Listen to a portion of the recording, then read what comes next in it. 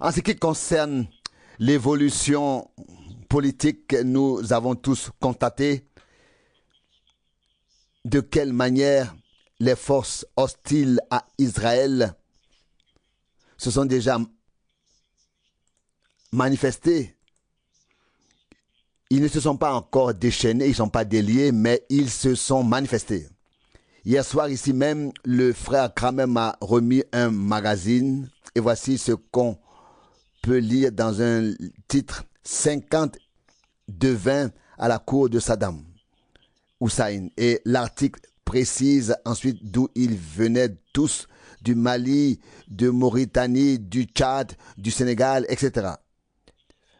Il a ensuite interrogé ces personnes, ces adeptes du fétichisme. Ce sont en effet des gens très particuliers. J'en ai d'ailleurs vu un en particulier au Ghana. Quand on les a vus une fois, on en a en fait vu assez pour toute une vie. En tout cas, dans tous les cas, je ne souhaite pas donner plus de détails à ce sujet. Mais nous voyons ce que font ces gens. Ils ne savent pas eux-mêmes ce qu'ils doivent faire. Ils n'obtiennent aucune des réponses de Dieu. Alors ils se tournent vers des sorciers, des interprètes de signes et ce genre de personnes. Et là, je me suis effectivement souvenu qu'il en allait de même à l'époque de Daniel. J'aimerais vous lire 2 ou 3 passages du prophète Daniel. Daniel chapitre 2. Daniel chapitre 2, versets 27 et 28. Daniel chapitre 2, versets 27 et 28. Verset 27.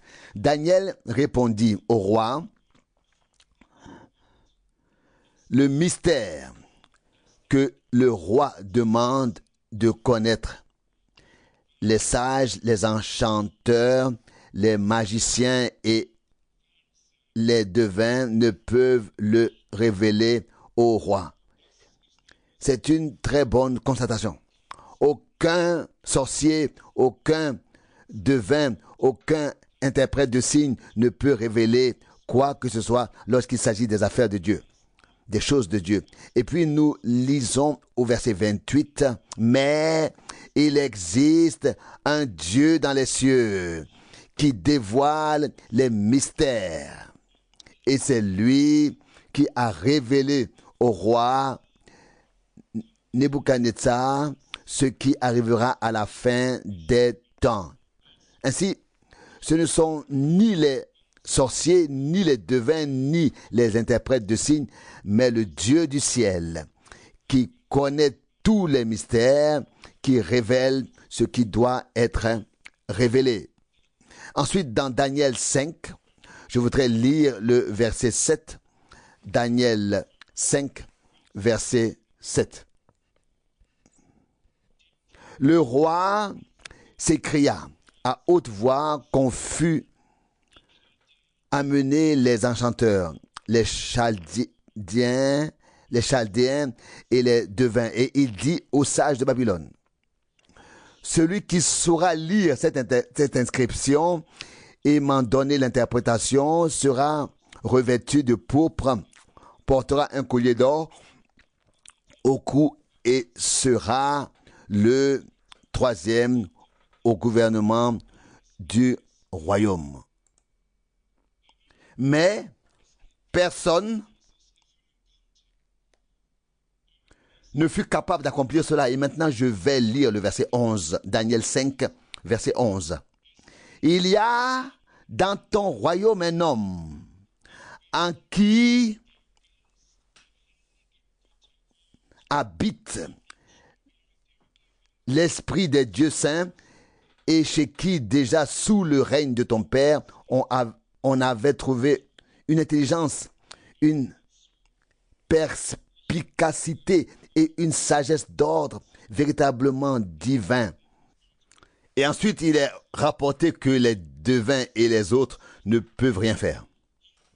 Je voudrais ici établir un lien entre Daniel 2 et Daniel 5. Dans Daniel 2, Nous avons lu, il y a un Dieu dans les cieux qui révèle les mystères. Et dans Daniel 5, nous avons lu, il y a un homme dans ton royaume.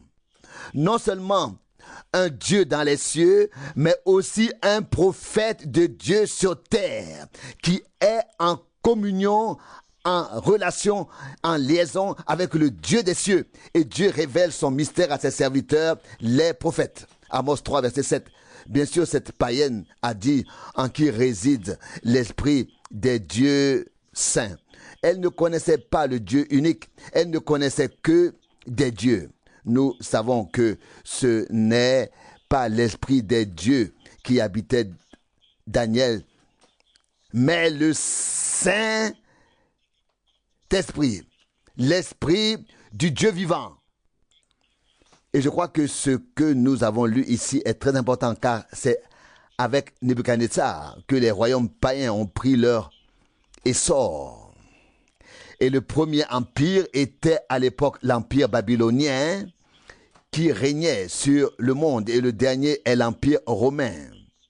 Et tout comme Dieu à l'époque n'était pas seulement au ciel en tant qu'omniscient, mais avait sur terre un homme au moment où il était nécessaire de révéler les mystères, de lire les Écritures, d'en donner le sens et d'informer le peuple au nom de Dieu. Il en a dû être de même de nos jours. C'est pourquoi nous sommes également reconnaissants envers le Seigneur d'avoir envoyé son serviteur et prophète à qui les mystères ont été révélés et annoncés.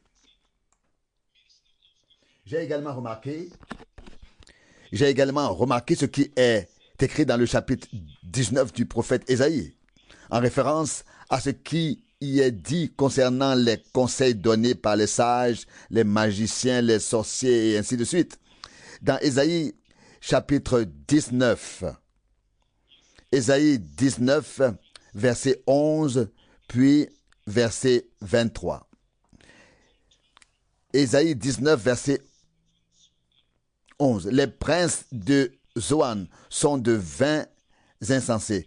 Les conseils les plus sages du Pharaon ne donnent qu'un conseil stupide. Ce ne sont pas mes mots, c'est pas mon vocabulaire. C'est ce qui est écrit dans la Bible. Les plus sages de ce monde sont des insensés, des fous aux yeux de Dieu, car ils ne connaissent pas la sagesse divine et ne connaissent pas le dessein divin. C'est pourquoi ils sont insensés. Je le relis. Le verset 11, les princes de Zoan sont des vains insensés. Des vains insensés, les conseillers les plus sages du Pharaon ne donnent qu'un conseil stupide.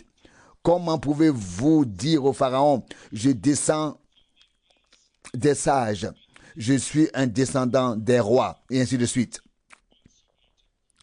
Puis au verset 23, Ésaïe 11, verset 23, en ce jour-là, une route sera tracée de l'Égypte vers la Syrie, afin que les Assyriens puissent se rendre en Égypte et les Égyptiens en Assyrie.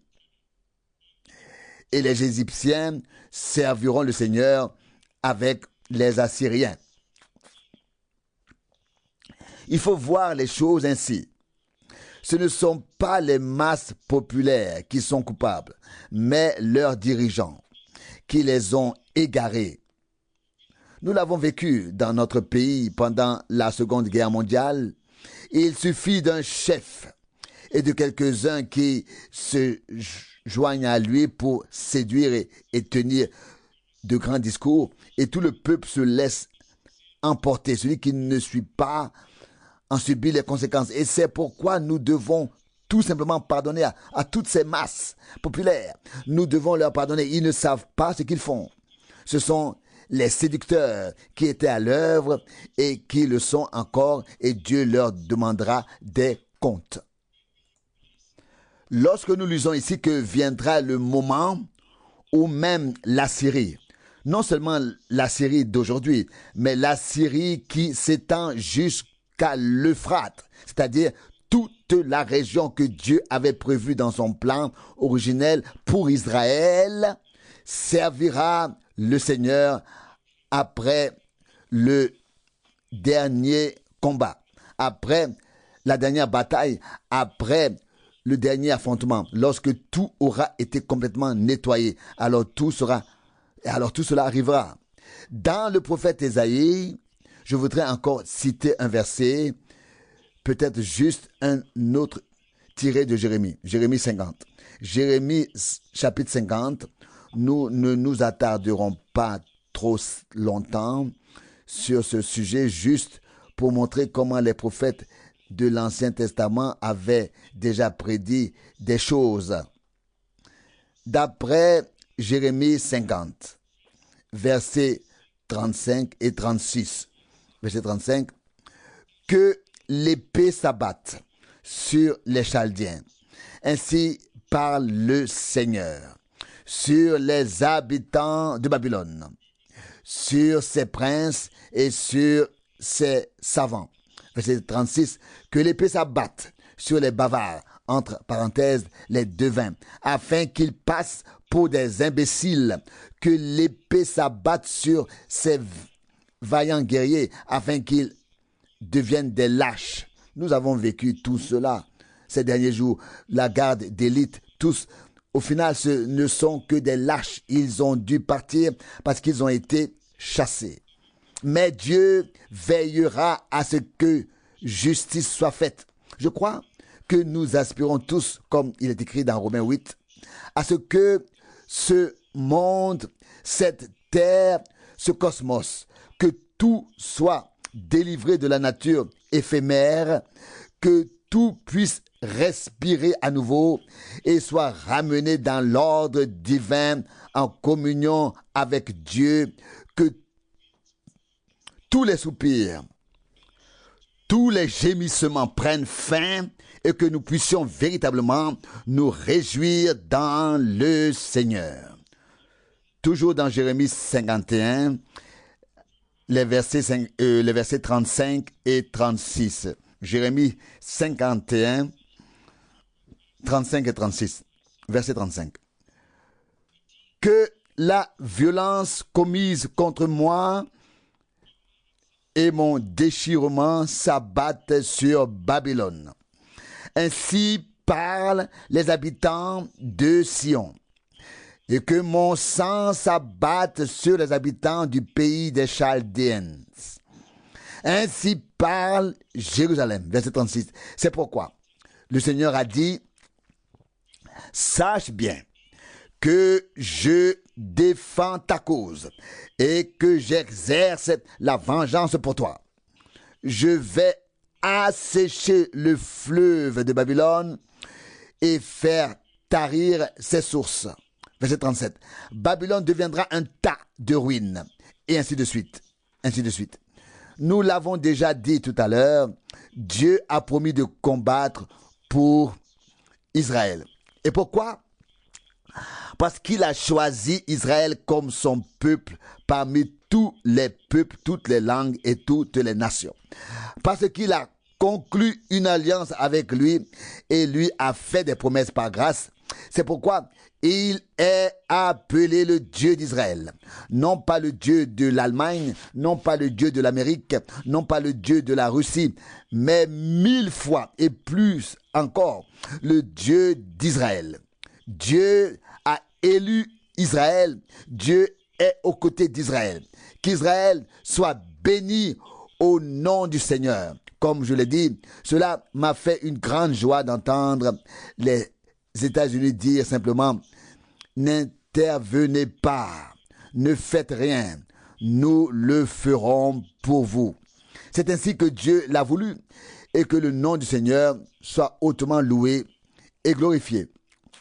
Nous pourrions lire tout un certain nombre de passages bibliques à ce sujet, mais ce n'est pas pour cela que nous sommes ici aujourd'hui. Je voudrais lire un passage d'Ézéchiel 34 à la suite de la parole que frère Schmitt a lue dans Jean 10. Je voudrais lire ici Ézéchiel 34. une parole qui nous est familière. Elle concerne les bergers qui n'ont pas bien paix leurs troupeaux, qui ont pensé à eux-mêmes et non aux troupeaux. Mais ensuite, le verset 17 dit, pourtant ici, Ézéchiel 34, verset 17. Verset 17. Mais vous, mon troupeau, ainsi parle le Seigneur Dieu, je vais désormais rendre la justice entre les brebis elles-mêmes et à l'égard des béliers et des boucs. Verset 18. Ne vous suffit-il pas de brouter les meilleurs pâturages? Faut-il que vous piétiniez aussi le reste des pâturages? Vous avez de l'eau claire à boire. Faut-il que vous remuiez encore ce qui reste avec vos pieds? Verset 19. De sorte que mes brebis paissent ce que vous avez piétiné et boivent ce que vous avez remué avec vos pieds. Verset 20. C'est pourquoi ainsi parle le Seigneur Dieu. Voici, je vais moi-même rendre justice entre les brebis grasses et les brebis maigres. Ce qui m'importe ici, c'est avant tout cette pensée. Dieu ne s'adresse pas ici à des étrangers, il s'adresse à des brebis, à ses brebis. Et ces brebis entendent sa voix, comme nous l'avons lu dans Jean 10. Mais maintenant, il prononce un reproche. Il parle ici de deux groupes distincts de brebis. Tout ensemble, elles ont d'abord bu et se sont d'abord nourries. Puis, il y a eu une évolution. Certaines sont allées de l'avant, sont allées plus loin, d'autres non. Les uns ne voulaient plus que manger et boire davantage, être dans un pâturage frais, et les autres ont piétiné tout cela. Ce qui était et devenait précieux pour les uns, les autres l'ont piétiné. Et l'eau fraîche que les uns auraient volontiers continué à boire, les autres l'ont troublée de leurs pieds, afin qu'elle ne soit plus fraîche. Et voici la leçon fondamentale pour notre époque et nos jours aujourd'hui. Il y a des brebis de Dieu. Mais ce qui est important maintenant pour certaines d'entre elles, ce qui a de la valeur, ce qui est précieux, la nourriture et la substance pour ce temps-ci, ainsi que l'eau fraîche qu'il fait couler, elles n'en veulent pas. Elles piétinent, elles troublent l'eau et détruisent ainsi pour les brebis l'eau qu'elles veulent boire et le pâturage où elles souhaitent se rassasier. Et c'est cela que Dieu reproche. Ce n'est ni moi, ni un prophète, mais Dieu lui-même qui les réprimande et dit, vous aviez de l'eau claire à boire. Vous aviez un pâturage clair pour vous nourrir. Et nous ne refusons à personne la filiation divine. Il y a beaucoup d'enfants de Dieu, mais tous ne suivent pas le chemin avec Dieu jusqu'au bout. Et si nous voulons également évoquer ici la parabole des vierges, alors toutes les 10 étaient belles et bien des vierges. Toutes les 10 avaient des lampes allumées. Toutes les 10 étaient pures. Toutes se sont endormies, toutes se sont réveillées, toutes sont allées à la rencontre de l'époux. Au départ, il n'y avait aucune différence. Ce n'est qu'au moment où l'époux est venu qu'il est apparu clairement que certaines avaient encore de l'huile en réserve et d'autres non. Mes chers amis, la grande leçon de chaque réveil que Dieu a donné sur terre est que certaines ont continué à marcher avec le Seigneur et d'autres se sont arrêtés. Et ceux qui ont continué à marcher avaient l'avantage auprès de Dieu car Dieu les avait conduits plus loin. Quant aux autres, ils ont piétiné ce qui leur était précieux. Au lieu de remercier Dieu et de marcher eux aussi et aller de l'avant eux aussi, il en a été de même de nos jours et il en sera ainsi jusqu'à la fin. Celui qui ne va pas de l'avant piétinera ce qui est précieux pour ceux qui avancent, le rendra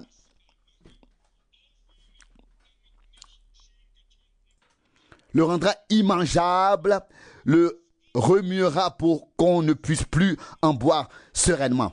Mais rendons grâce à Dieu, au Seigneur. Il y a des brebis de son troupeau qui écoutent sa voix et qui avancent simplement jusqu'à ce qu'elles passent de la foi à la vue. Et nous avons là le passage des Écritures, notamment dans l'Épître aux Corinthiens, où Paul s'adresse aux croyants sur un ton véritablement sérieux en avertissant. 1 Corinthiens chapitre 9, verset 24, sur un ton grave. Ne savez-vous pas que dans l'arène, tous courent, mais qu'un seul remporte le prix? Courez-vous donc de manière à le remporter. Nous devons persévérer dans cette compétition, cette course jusqu'au bout, pour être ensuite couronné. Et c'est précisément dans ce contexte que Paul poursuit et écrit au chapitre 10, verset 1, que Dieu n'était pas satisfait des pères. Ils ont certes été conduits hors d'Égypte, mais il était ensuite dit au verset 5, mais Dieu n'a pas trouvé de plaisir en la plupart d'entre eux. Ce n'est pas la sortie, mais l'entrée, la persévérance, la marche avec Dieu, le fait de suivre le Seigneur, et cela selon le cheminement spirituel de notre époque, dans nos jours, ne pas remuer, ne pas piétiner, ne rien remuer, ne rien piétiner, mais boire et manger, à savoir ce que Dieu nous a préparé en ces jours. Et nous l'avons vu maintes et maintes fois, c'est surtout lorsque nous nous référons au ministère prophétique de ces jours-ci que nous sommes mal compris. Alors les choses que Dieu nous a révélées directement et qui nous sont chères et précieuses sont piétinées. Nous l'avons vécu maintes et maintes fois.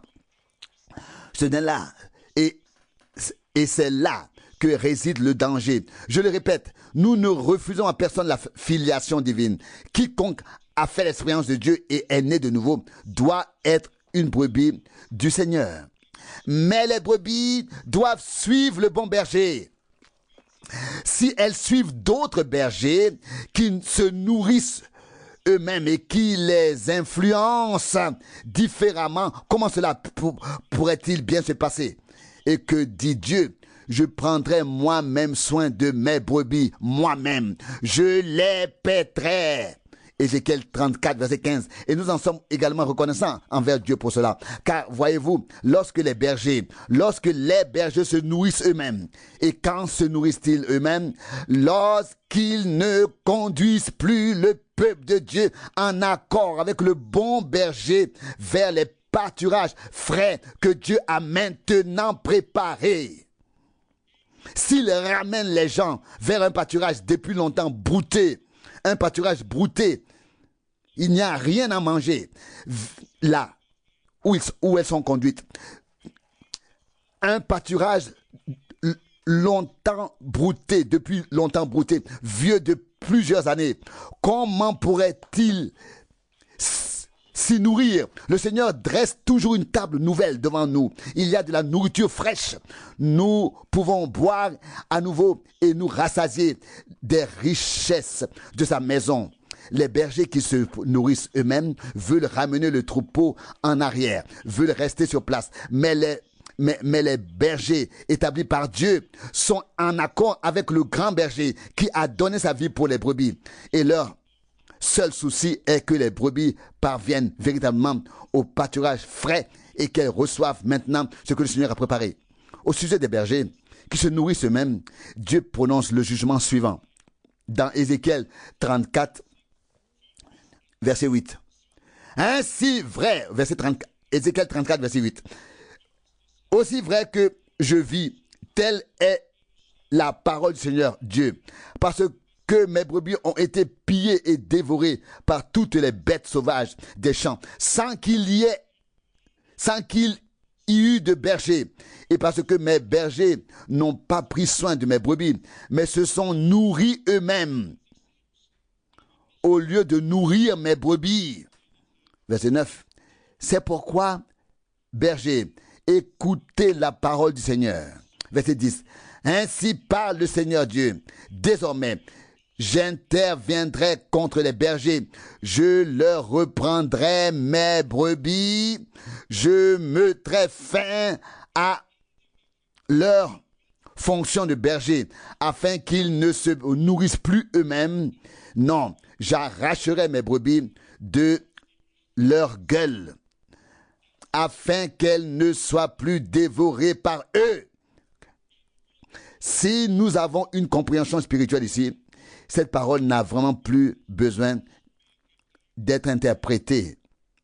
Que le Seigneur nous accorde la grâce de reconnaître quel est le bon berger et qu'il fait toujours reposer ses brebis dans de verts pâturages près des eaux vives.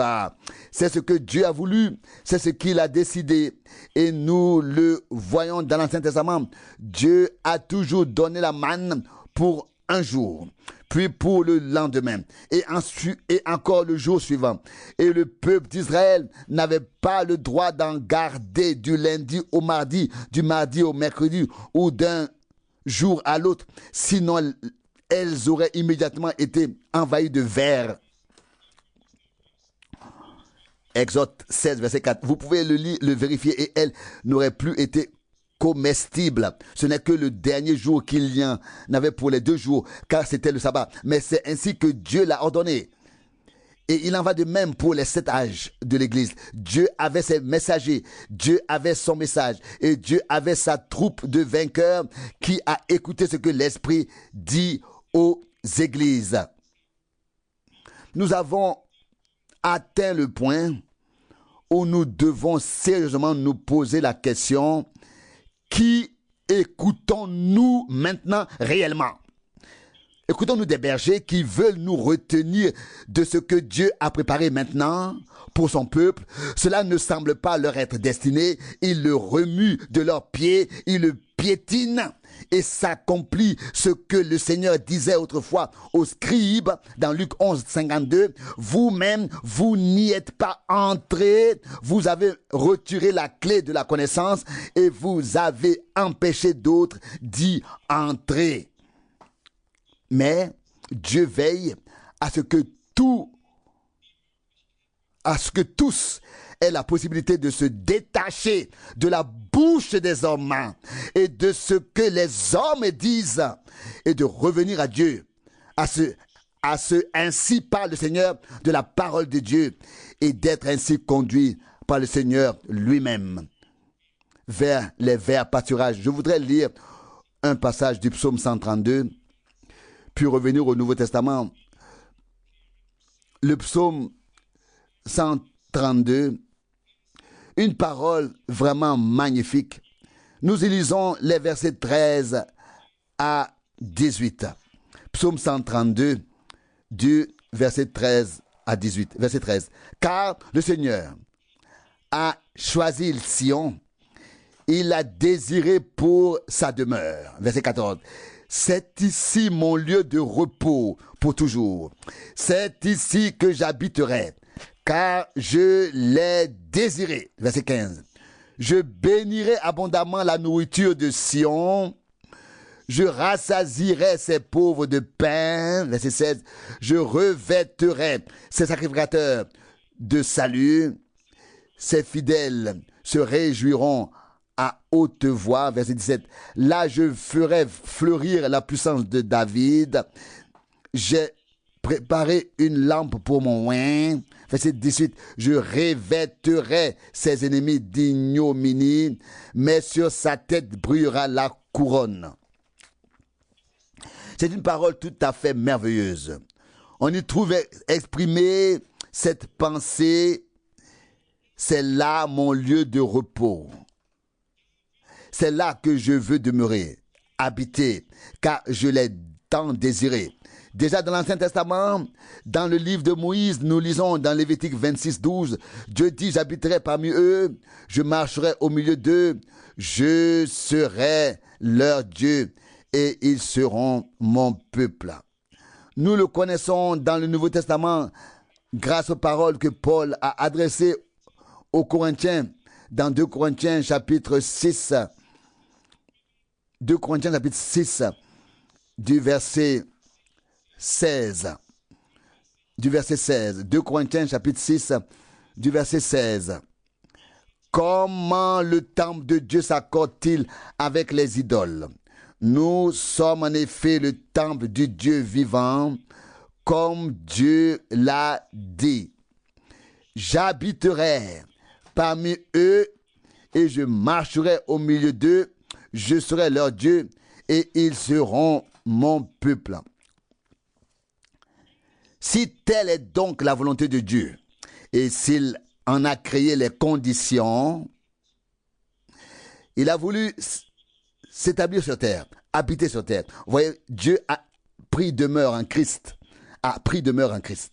Il était écrit, il a habité en Christ. Il était écrit, et cela est encore écrit aujourd'hui. Tu m'as préparé un corps. C'était un corps terrestre dans lequel l'esprit qui était et est Dieu a pris demeure, a habité. Et l'Écriture dit, en lui habitait corporellement toute la plénitude de la divinité. Colossiens 2, 9. Pas seulement une partie, mais toute la plénitude de la divinité habitait corporellement en Christ. Et le verset suivant dit, au verset 10 et de Colossiens 2, et vous possédez toute la plénitude en lui. Mais maintenant, Christ est mort, a été crucifié, a été enseveli. Dans quel but? Pour racheter une église, acquérir un peuple qui lui appartient, appeler à l'existence des fils et des filles de Dieu, qui selon son modèle, à son image, naissent de nouveau par l'Esprit de Dieu à une espérance vivante et deviennent ainsi des temples du Saint-Esprit, portant en eux la vie divine et devenant des lieux de révélation du Très-Haut ici sur terre, devenant une tente d'assignation. Et vous, mes bien-aimés, nous devons nous familiariser avec cette pensée. Dieu veut habiter parmi nous. Il veut marcher parmi nous. Il veut parler. Il veut se révéler. Toute incertitude doit céder la place. Tout doute doit s'enfuir. Une certitude divine, un absolu divin doit entrer dans notre cœur par le Saint-Esprit. Il y a des gens qui se demandent, ai-je reçu le Saint-Esprit? Suis-je vraiment un enfant de Dieu? Mes chers amis, tant que nous sommes tourmentés par le doute, la joie du Seigneur ne pourra pas encore devenir notre force.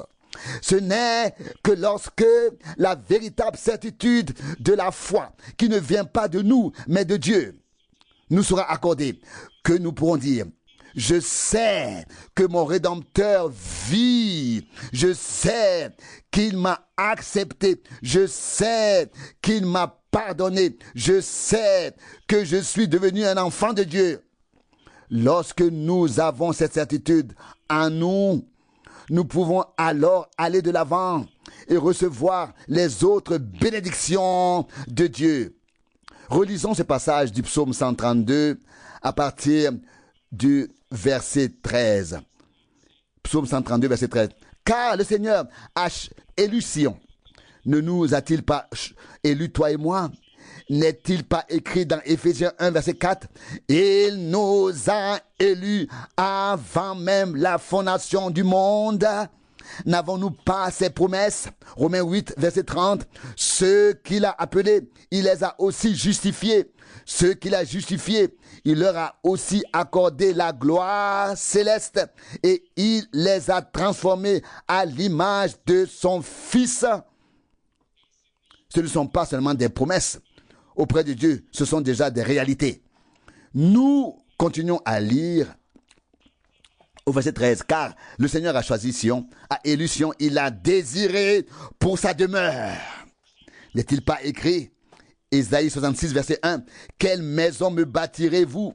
Quel est le lieu de mon repos?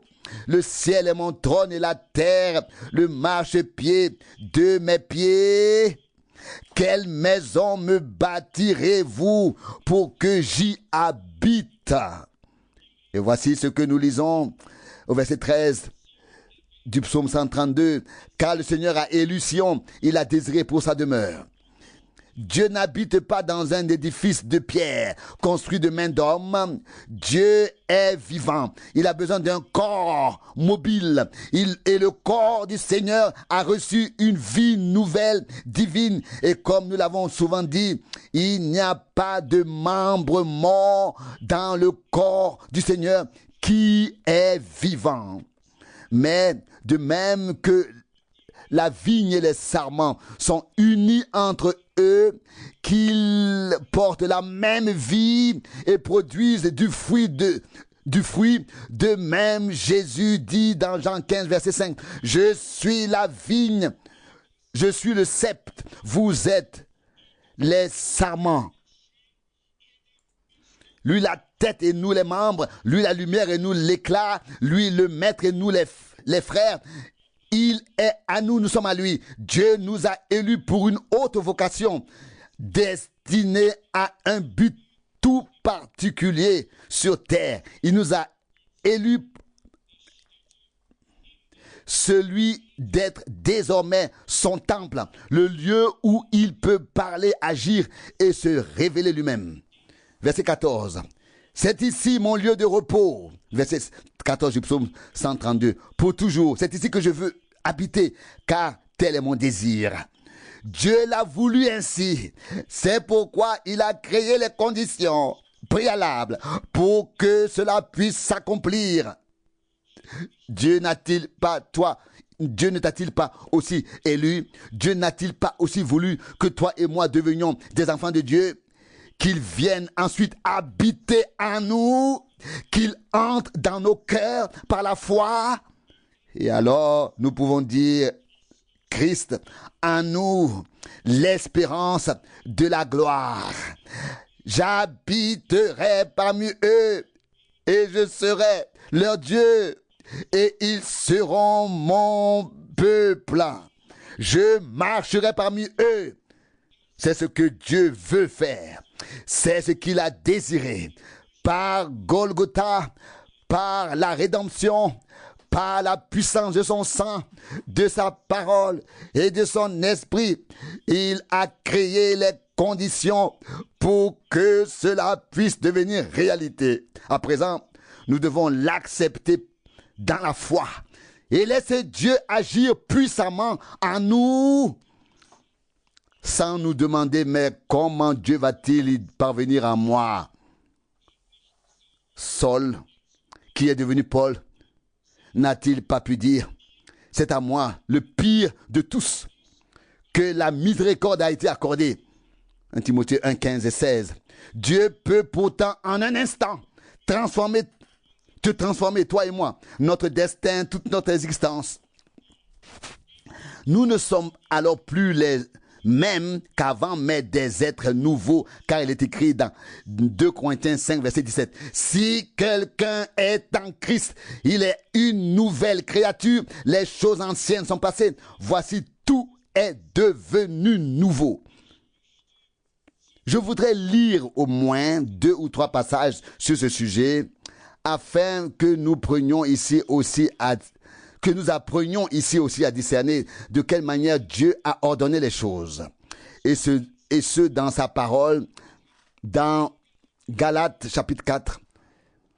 Dans Galates 4, je voudrais lire à partir du verset 1. Galates 4, du verset 1. Mais je dis ceci, tant que l'héritier est encore mineur, il n'y a aucune différence entre lui et un serviteur, bien qu'il soit le maître de tout. Une parole très grave. Nous pouvons être héritiers de Dieu et co-héritiers du Christ. Mais si nous sommes restés des enfants mineurs et que nous ne sommes pas entrés dans l'adolescence et l'âge adulte, si nous n'avons pas connu la croissance spirituelle, comme l'écrit Jean dans sa lettre, il dit, je vous écris, jeunes gens, je vous écris, Père. Il a su faire la distinction selon la maturité de ceux qui sont en Jésus-Christ.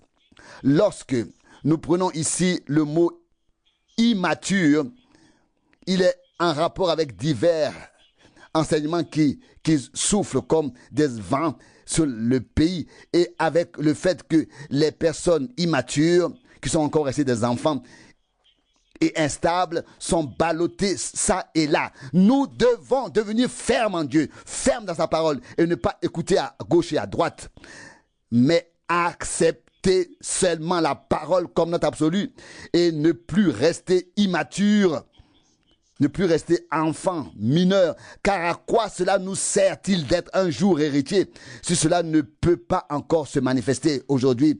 Déjà que Dieu peut nous placer dans la position de fils à laquelle nous avons droit d'être placés. Me contenter d'un simple espoir pour l'avenir ne me suffit pas. Dieu a préparé déjà beaucoup de choses pour nous aujourd'hui. Et ce qui est pour le temps présent, ayons-le dans le temps présent. Et ce qui est destiné au royaume millénaire, au millénium, qu'il vienne alors dans le royaume millénaire. Mais en ce qui a été destiné à l'éternité, bien sûr, qu'il vienne alors dans l'éternité. Mais tout ce que Dieu a promis à l'Église, cela nous appartient. Et comme l'a clairement dit frère Branham, il a exprimé ainsi, nous vivons en dessous de la dignité que Dieu nous a donnée. Nous n'avons pas encore pris la place que Dieu nous a destinée en tant que fils et filles de Dieu. C'est pourquoi il a prêché le sermon, la maturité de l'homme parfait en Christ. La stature de l'homme parfait en Christ. Et c'est ainsi qu'il est écrit dans la Bible que nous devons grandir jusqu'à atteindre la pleine maturité, la stature de l'homme parfait en Jésus-Christ notre Seigneur. Éphésiens 4, verset 13. Et je pense que cela ne peut pas venir de la nourriture spirituelle. Cela ne peut venir que de chacun personnellement qui est freiné par l'incrédulité qui le domine. Jusqu'à présent, la parole de Dieu n'a encore retenu personne. Bien au contraire, la parole de Dieu a déjà aidé beaucoup de gens, car elle accomplit et produit toujours les choses pour lesquelles elle a été envoyée. Et de nos jours non plus, il n'en sera pas autrement. Dieu a envoyé sa parole prophétique, sa parole doctrinale, sa parole de l'enseignement. Dieu a envoyé la parole dans toute sa plénitude, afin que nous soyons bénis, afin que nous soyons initiés au mystère. Et c'est ainsi que nous comprenons en même temps ce qui a été dit aux disciples à l'époque dans Matthieu 13. Au verset 11, il vous est donné de connaître les mystères du royaume de Dieu, mais pas aux autres. Si Dieu nous a confié les mystères de sa parole et de sa volonté, c'est que nous comprenons ainsi qu'il nous a retirés de la foule, qu'il nous a mis à part pour lui, qu'il nous a pris avec lui, afin de nous faire connaître les choses qui ont été données aux autres sous forme de paraboles, afin que nous en reconnaissions le sens et la signification. Et nous avons également compris ce qui est écrit dans Apocalypse 1, verset 1, à savoir que les choses que Dieu a montrées à son serviteur, ici au singulier, étaient destinées à faire savoir à ses serviteurs au pluriel ce qui doit arriver. Je lis le verset 1 pour que ce soit clair pour tout le monde. Apocalypse chapitre 1, verset 1.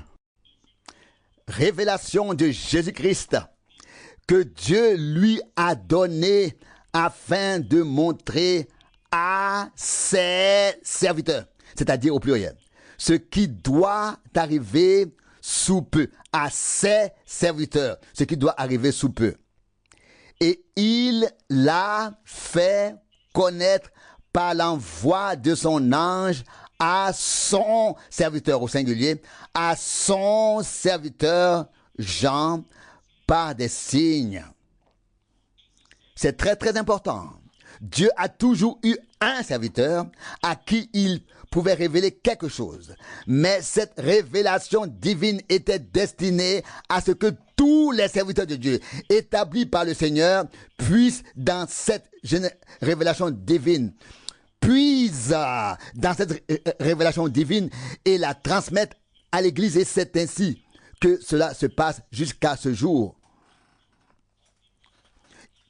Imaginez que nous devions simplement dire, oui, Dieu a tout révélé à Jean, mais nous sommes laissés pour compte. Nous disons, oh, comme c'est merveilleux, Dieu avait un prophète sur l'île de Patmos, alléluia, loué soit le Seigneur.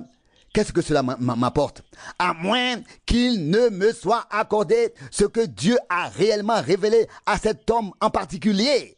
Sinon, cela ne m'apporte absolument rien. Je peux m'en réjouir, je peux entonner un chant à son honneur. Je me suis rendu une fois au Canada à Prince Albert, lors d'une très grande conférence. Il y avait vraiment beaucoup de monde. Là, un chanteur de variété qui s'était converti, il chantait d'ailleurs très bien, il chante encore très bien aujourd'hui, une musique qui me plaît en tout cas. Il a chanté une chanson sur Frère Branham, 4 couplets, une chanson sur Frère Branham. Et vous pouvez bien imaginer, j'étais l'orateur invité, mais j'étais vraiment là en tant qu'invité. J'ai dû remettre les choses en ordre, car les propos allaient dans tous les sens. Et j'ai clairement fait comprendre que Dieu est un Dieu saint et qu'il ne partage sa gloire avec aucun homme sur terre, mais que toute gloire et toute louange appartiennent au Seigneur seul. Et j'ai dans le sermon ou dans la brève allocution, le sermon est venu plus tard, mais toutes les têtes se sont inclinées devant moi. Ce que je vous dis, toutes les têtes se sont inclinées. J'ai simplement demandé si dans les Actes des Apôtres, on n'avait jamais rapporté qu'un cantique ait été entonné en l'honneur de Jean-Baptiste, de Paul ou de n'importe qui d'autre. Chanter au Seigneur un cantique nouveau et louer son Saint-Nom. Et que tous les peuples louent car il est fidèle et juste. Et il se révèle à qui il veut, ce qu'il veut et où et quand il veut. Mais la gloire n'appartient à aucun homme, Psaume 96 ou bien 96, 1, 2. Mais au Seigneur seul. Que chaque homme rende gloire au Seigneur seul. Je viens de penser à ce qui suit. Cela ne convient peut-être pas tout à fait ici, mais Dieu a permis que Frère Branham ait tenu des propos différents à différents moments sur le même sujet. Dieu l'a permis ainsi. Je traduis les sermons, je connais toute une série de déclarations qui diffèrent ici et là. Et je suis reconnaissant à Dieu que nous aussi, qui apprécions cet homme de Dieu et sommes reconnaissants au Seigneur de l'avoir envoyé, puissions ramener les choses à la parole et que nous puissions prêcher ce que nous... Donc, satisfait, j'utilise le mot satisfait, pouvons présenter avec satisfaction devant Dieu, devant nous-mêmes, devant l'Église. J'ai été suffisamment clair? Ai-je été suffisamment clair? Seulement ce avec quoi je peux me présenter devant Dieu, subsister devant lui, et dont je suis sûr, à 100%, ici, rien ne te condamne. Ici, tu as parfaitement saisi l'essentiel, et en est ainsi.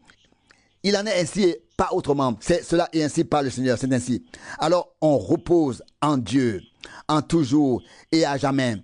Et éternellement. Et c'est ainsi que le Seigneur a agi afin que nous sondions les Écritures, les Saintes Écritures, et que nous ne nous contentions pas de nous précipiter en disant le prophète a dit. Pour moi, c'est Dieu qui doit l'avoir dit. Et alors c'est dit pour toujours et éternellement. Et alors c'est vrai. Et alors je sais même où cela est écrit, à savoir dans la Bible. Et c'est là que certains ne nous comprennent pas et pensent alors que nous regardons avec mépris un homme de Dieu. C'est très très loin de la vérité. De la vérité. Vous ne croyez tout de même pas que je me donnerai cette peine. Je crois que jusqu'à présent, nous avons environ 200 sermons en allemand. Pouvez-vous réfléchir un instant et calculer combien de temps cela a pris pour la traduction, la relecture, combien de temps y a été consacré? Pensez-vous que je le ferais si je n'en étais pas convaincu? J'en suis convaincu à 100%. Tout comme Dieu avait Jean sur l'île de Patmos comme serviteur et prophète, à qui les choses à venir étaient révélées en images. De même, Dieu avait un William Branham à notre époque, un grand prophète qu'il a pu envoyer pour placer ses mystères sur le chandelier et les mettre en évidence. Si une prédication dure 2 heures, un prophète peut aussi parfois y glisser des éléments et dire, selon la parole de l'Écriture, Matthieu 13, 52, un bon intendant tire de son trésor des choses anciennes et nouvelles. Il n'est pas nécessaire que ce soit toujours de nouveau qui s'écoule. Il peut aussi y avoir parfois quelque chose d'ancien. Et si tel est le cas, alors nous mettons cela de côté. Comme il l'a dit lui-même, lorsque nous mangeons un gâteau aux cerises, nous ne jetons pas le gâteau si nous y trouvons un grain. Mais nous jetons le grain et nous finissons le gâteau. C'est ainsi que nous l'avons toujours fait. Et c'est ainsi que nous le ferons jusqu'à la fin. Comme je l'ai dit, je ne veux pas m'étendre sur ce sujet, mais il faut que cela soit dit. Nous ne sommes pas des imbéciles qui suivons aveuglément un homme, mais nous sommes des êtres humains dont les yeux ont été oints de l'onction sainte du Saint-Esprit. Et nous sommes reconnaissants envers le Seigneur pour chaque révélation de sa parole qu'il nous a donnée par grâce. Pour en revenir ici au chapitre 4 de l'épître aux Galates. Continuons notre lecture. Verset 2, Galates 4, verset 2. De la comparaison, l'héritier et l'esclave, si celui-ci est mineur. Au verset 2, il est, au contraire, sous la tutelle de tuteur et d'administrateur jusqu'au moment fixé par le Père. Jusqu'au moment fixé par le Père. Verset 3. De même, tant que nous étions spirituellement mineurs, nous étions en tant qu'esclaves sous la domination des éléments du monde. Verset 4. Mais lorsque le temps a été accompli, Dieu a envoyé son Fils, né d'une femme et soumis à la loi. Verset 5. Afin qu'il rachète ceux qui étaient sous la loi, afin que nous obtenions l'établissement dans la position de fils.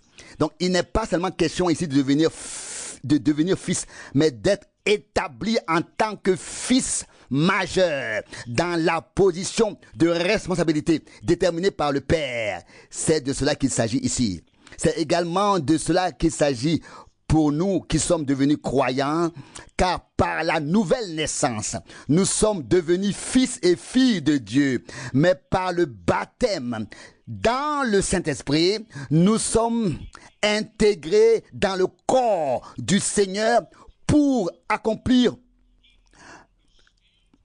une tâche bien définie par Dieu lui-même qui doit être menée à bien au sein de l'Église du Dieu vivant.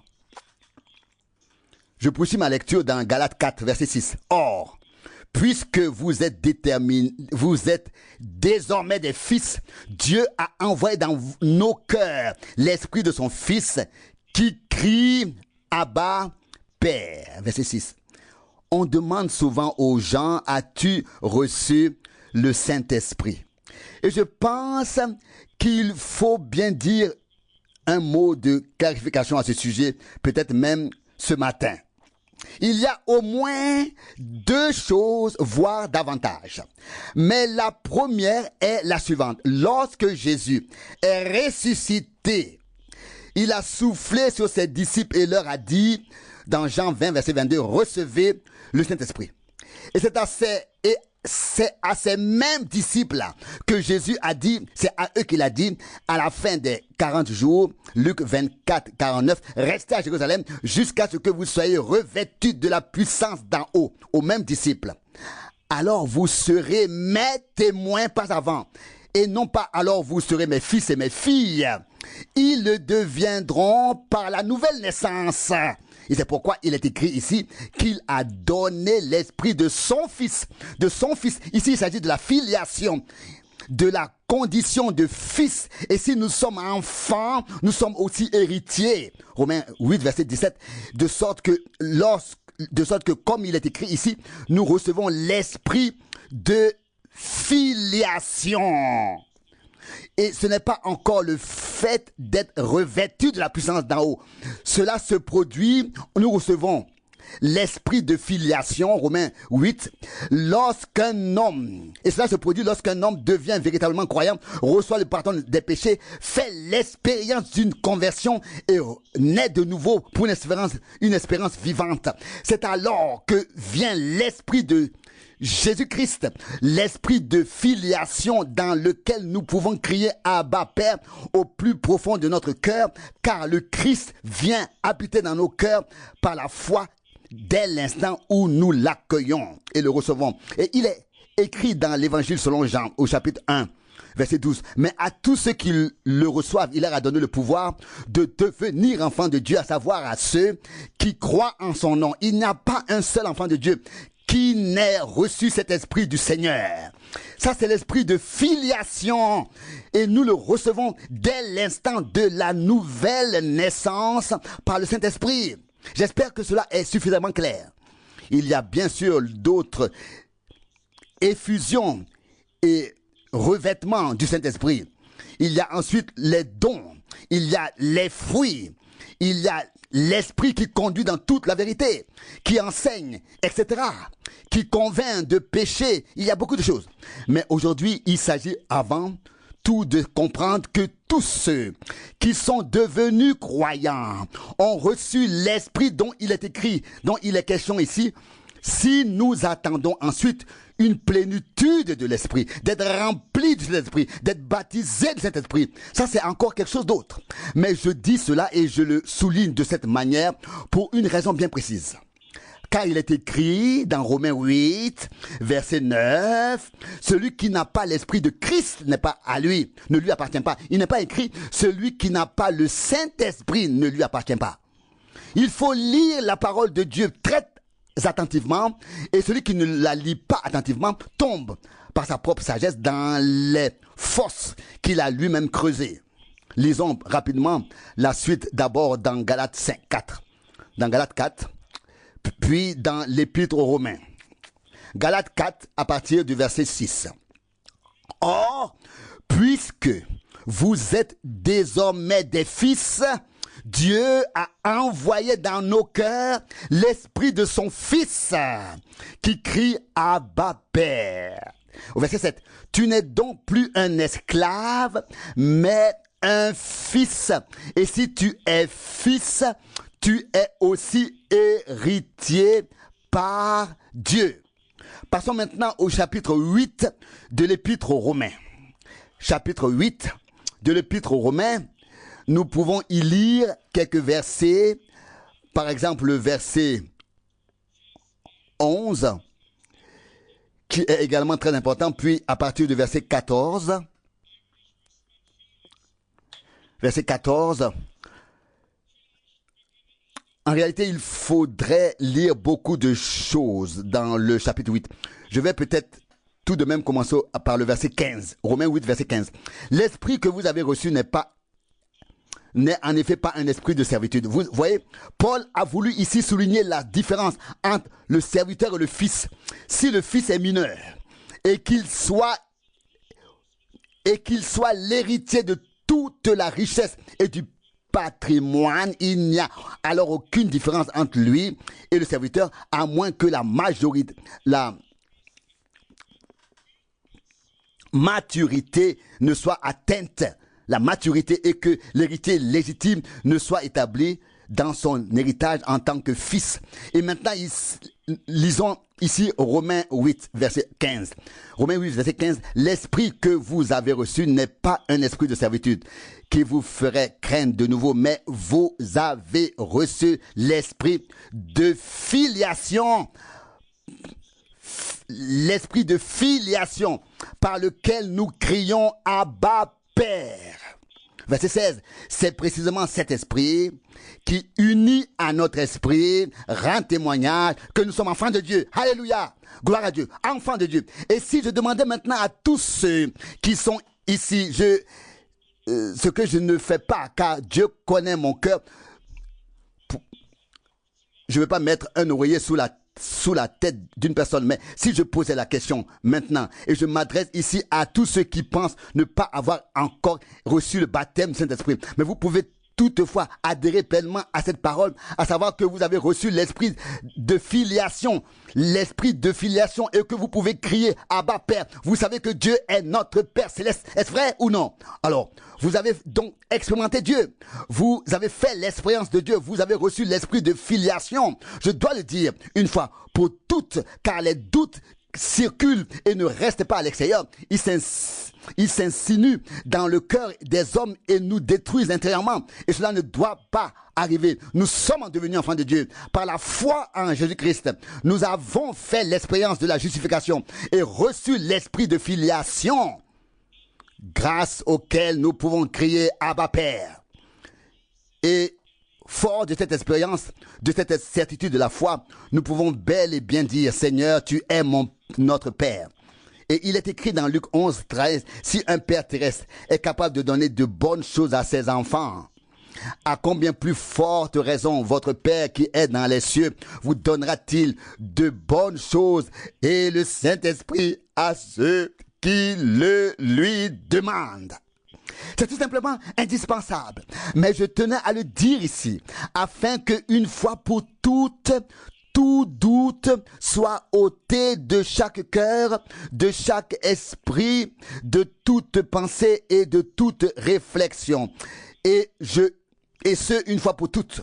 Si toi, cher frère et chère sœur, tu crois que Jésus-Christ, en tant que Fils de Dieu, est mort pour toi sur la croix Golgotha, et que ta réconciliation avec Dieu s'y est accomplie là-bas et que la culpabilité de ton péché a été pardonnée, ainsi de suite, alors Dieu a fait d'un enfant des hommes un enfant de Dieu.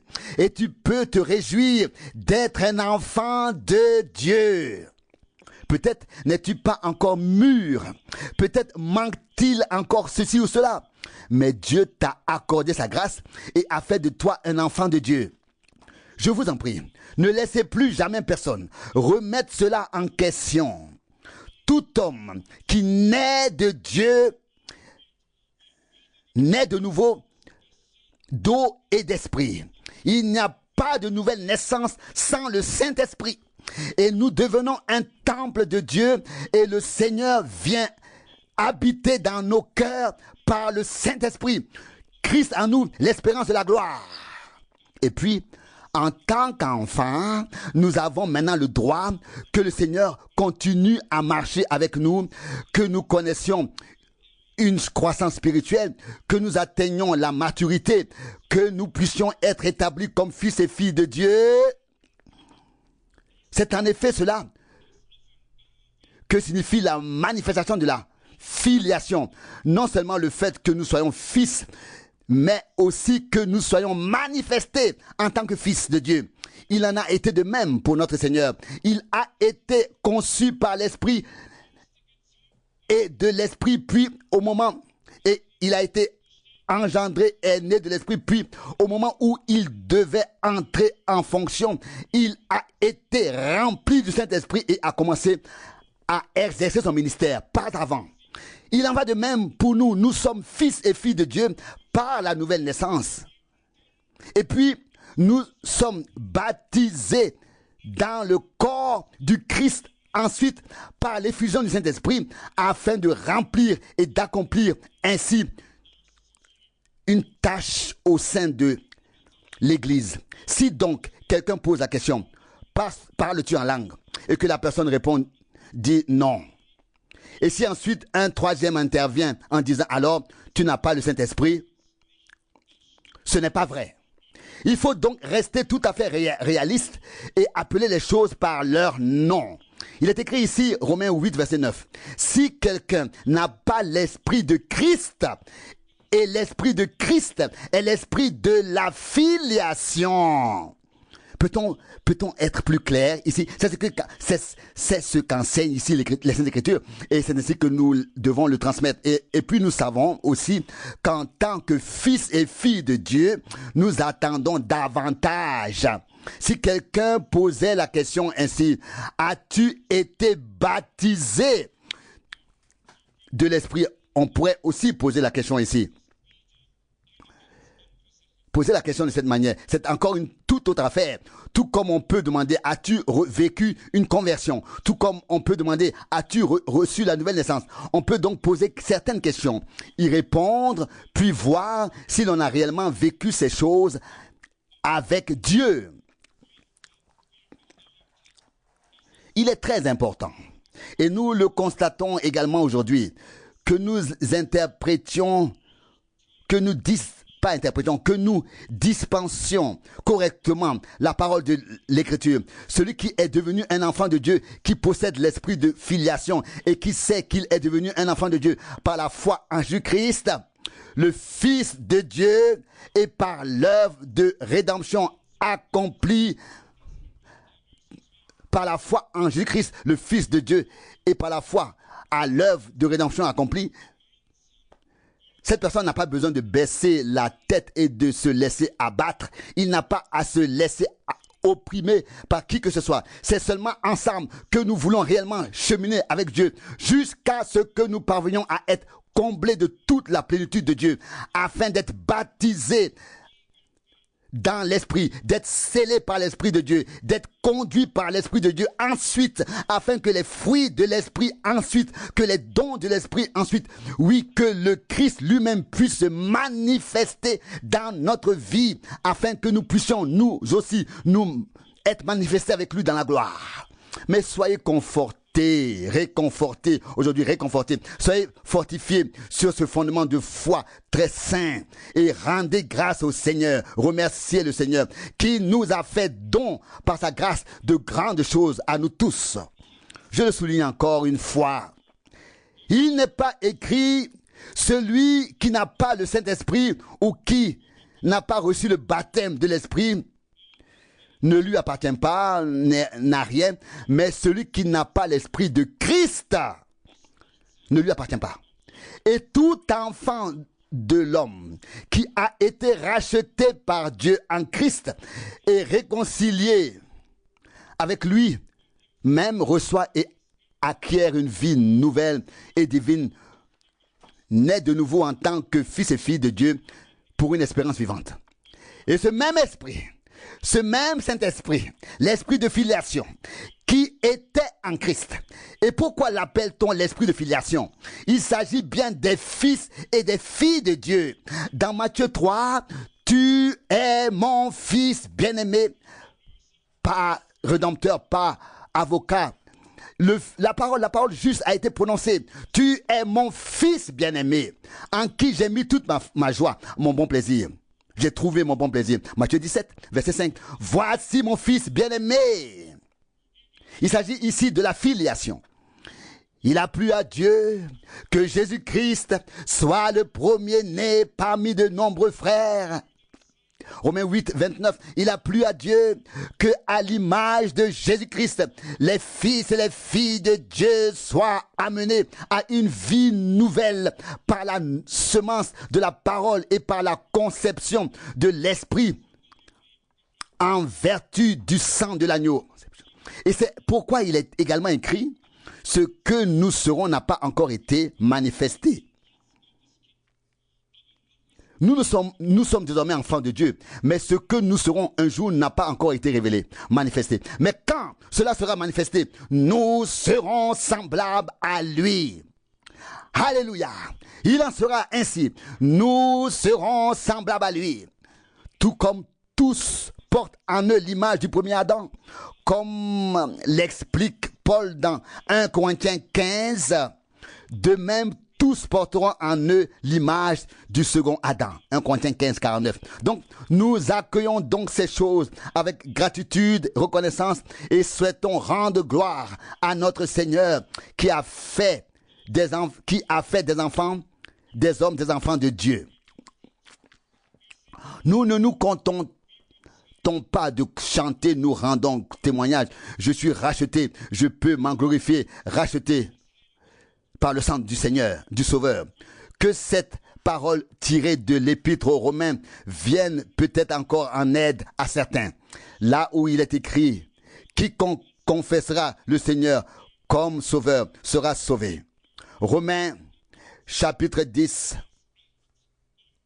versets 9 et 8. Mais que dit-elle? Que dit les Écritures? Romains chapitre 10, verset 8. Mais que dit les Écritures? La parole, que dit-elle? La parole est près de toi, dans ta bouche et dans ton cœur. C'est-à-dire la parole de la foi que nous prêchons. Verset 9. Car si tu confesses de ta bouche que Jésus est le Seigneur, et si tu crois de ton cœur que Dieu l'a ressuscité d'entre les morts, tu seras sauvé. Telle est la parole sainte de Dieu. Nous l'avons tous confessé et nous avons été sauvés. Nous avons reçu l'esprit de la filiation, l'esprit de Jésus-Christ, et nous pouvons nous écrier Abba Père. Nous avons le droit de nous adresser à Dieu en tant que notre Père céleste. Ayant reçu l'esprit du Christ, nous avons le droit de témoigner que nous sommes devenus fils et filles de Dieu par la foi en Jésus-Christ, le Fils de Dieu. C'est en lui qu'il a posé le commencement, qu'il a fait le commencement, et à son sujet, il est écrit dans Apocalypse chapitre 3, verset 14. Il est le commencement de la création de Dieu. Oui, de quelle création de Dieu? De la nouvelle création en Jésus-Christ, notre Seigneur. Non pas la création depuis Adam, mais la nouvelle création de Dieu en Jésus-Christ, notre Seigneur.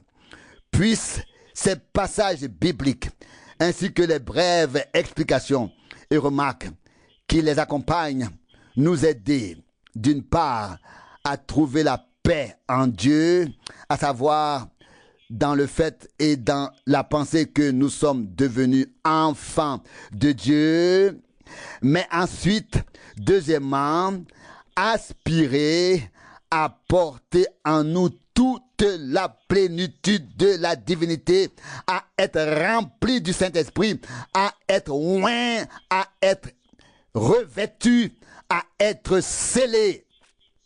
En tant que fils et filles de Dieu, nous avons désormais la possibilité de dire: Père fidèle, tu as fait toutes ces promesses. Nous sommes tes héritiers légitimes. Nous souhaitons y prendre part. Tu as fait cette promesse. Nous y croyons. Rends-nous mûrs. Bénis-nous, accorde-nous la croissance spirituelle, donne-nous tout ce que tu as promis dans ta parole, et vous verrez que le Seigneur continuera à marcher avec nous. Alors nous ne nous plaindrons point non plus auprès de Dieu. Soyez honnêtes. Combien d'entre vous se sont déjà plaints auprès de Dieu, se sont retrouvés dans la détresse et ont connu un conflit intérieur? Trouvons la paix en Dieu. Venons en lui dans le repos, dans son repos. Il connaît les siens. Vous savez bien, vous-même, si vous avez fait l'expérience de Dieu, si vous avez vécu une conversion, si Dieu vous a arraché au monde et conduit loin de la perdition sur le chemin étroit. Vous savez bien vous-même si vous avez goûté à la grâce de Dieu et si Golgotha a une signification pour vous. Vous savez bien vous-même que vous êtes passé de la mort à la vie. Vous avez reçu la paix avec Dieu par la foi en Jésus-Christ, notre Seigneur. Et maintenant, sans reproche, sans aucune attitude qui déplairait au Seigneur, mais simplement comme un enfant s'adresserait à son père, disons-le lui, Seigneur notre Dieu, tu es devenu notre Père par Jésus-Christ, notre Seigneur. Tu es le Père de tous ceux que l'on appelle enfants. Et tu as dit, si nous sommes enfants, nous sommes aussi héritiers, héritiers de Dieu et co-héritiers de Jésus-Christ. Mais tu as aussi dit, si le Fils est mineur, il n'y a alors aucune différence entre lui et le serviteur. Dans ce cas, les deux sont dans la même situation difficile. Mais lorsque le Fils atteint sa maturité, lorsqu'il peut entrer en possession de son héritage, alors la différence devient évidente. Nous pouvons donc dire au Seigneur, révèle-nous toi-même cette différence. Manifeste toi-même cette différence. Il y a une parole sur cette différence dans l'Ancien Testament, chez le prophète Malachie 3, verset 18. En ces jours-là, vous verrez la différence entre celui qui me sert et celui qui ne me sert pas. Dieu a des hommes qui le servent. En eux, il ne laissera pas d'œuvre inachevée. En eux, il achèvera avec grâce et gloire l'œuvre commencée jusqu'au jour de son avènement. Puisse le Dieu fidèle nous avoir fortifiés, affermis et enracinés dans la foi afin que nous le louions et le glorifions et que nous sachions, il donnera tout ce qu'il a promis car il est fidèle. Que notre Dieu soit loué et glorifié. Et je pense qu'aujourd'hui, tout le monde devrait dire Amen. Vraiment tout le monde. Amen. Qu'il soit loué et glorifié maintenant et pour l'éternité. Alléluia. Alléluia. Amen. Levons-nous et rendons-lui gloire. Nous inclinons la tête devant le Dieu Tout-Puissant qui nous a parlé aujourd'hui, encore par sa parole. Il a à la fois dit et fait.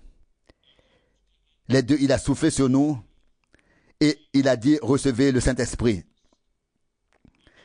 Il a fait cette promesse, attendez jusqu'à ce que vous soyez ensuite revêtus de la puissance d'en haut. L'un, c'est l'Esprit du Fils. Entendrez de lui, c'est lui qui s'écrie Abba Père et qui rend témoignage à notre esprit que nous sommes enfants de Dieu. Et puis vient ensuite la plénitude de son même esprit. De ce même esprit. C'est toujours un seul et même Saint-Esprit qui opère tout en tous. Le renouveau, la nouvelle naissance, tout est opéré par le Saint-Esprit. Et puis il remplit le vase purifié afin qu'il puisse l'utiliser, afin qu'il soit utilisable dans son service. à son service. Ils ne sont que des vases, 5 mètres, mais remplis de ta puissance. Mais bien aimé, Dieu est fidèle. Il ne veut pas qu'un de ses enfants se tourmente dans l'incrédulité, persiste dans les tourments de la conscience et vive dans le doute. Il veut accorder la foi, donner de l'assurance. Il veut relever, fortifier et ancrer.